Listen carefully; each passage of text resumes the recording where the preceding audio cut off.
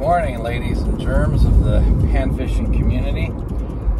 So I wanted to talk a little bit more about 2-pound high-vis line and some characteristics that I don't know that I've explained yet. I don't tend to go back through all my videos, so I may have not covered something. So I like 2-pound high-vis yellow vicious personally because it's very thin line.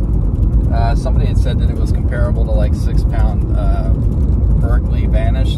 It's not. The diameter is rated differently. It is a very, very small diameter line.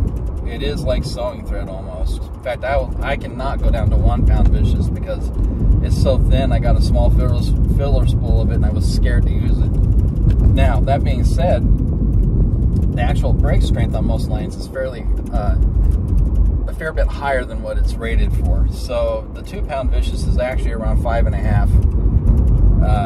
I have found that I've gotten fish fairly large and used the drag, but it has stretched my line to the point where I've had to reline. But when you get a 9,000 foot spool of 2-pound, give or take, depending on the lot number, for 15 bucks to 17 bucks on eBay, you really don't care. I replace it whenever I feel that it's gotten to a point where it's just toast. And to be fair with people that use slightly heavier line, 2-pound line, you can mess it up very easily. So on average, within a couple months, I'll lose 20-30 yards, honestly. So I am at that point now. So what I end up doing usually is I'll take the line off, I'll clean the spool in the center and the sides, and I'll go ahead and clean and lube my reel all the way around. The bail, center pin, main gears, I redo the drag stack, I redo everything. Even if it's like a $15 reel, I just do it. And I just do it at the same time. But one of the things that happens a lot with 2-pound line is you will get wind knots if you're skipping into things. Well, one of the things that I do a lot of is skipping into culverts, skipping under docks, skipping under bridges on the canals.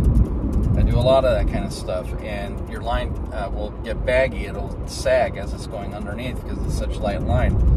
Other factors are any amount of wind. If you don't have a heavy enough rig on the end of it, you're going to get a wind knot. It's just one of those things you have to handle. So there are some negatives to 2-pound line that a lot of people will not use 2-pound because of that. And I understand it completely. It's not easy to use. But it casts like a bullet. You feel everything, especially on a rod that is designed for sensitivity. You can get a lot of line on even a 500 size. I get 200 yards on an average 500. The one I have on now is a long spool 500, and it's a Shimano FX long spool. Most of them are small spools. This one happened to be one of the longs. They don't make a lot of them, and it holds 320 yards. But like I said, I've gone through a fair amount of yardage, so I've got to replace it. But I've got a massive spool. And one of the other things that it kind of has an issue with is durability when you're fraying it on things. When you're casting under things like culverts, you have a tendency to skip a narrow enough space that you'll grind the line on the top surface as it's going in. So over, 5 or 6 casts, you're going to start getting shred, which has not really affected me that badly, actually. And I know how to deal with it. And that's one of the other reasons that taking off that line is essential, because you got to keep fresh line on your spool, and you're going to get to a point where you're going to have to take it off and just redo it.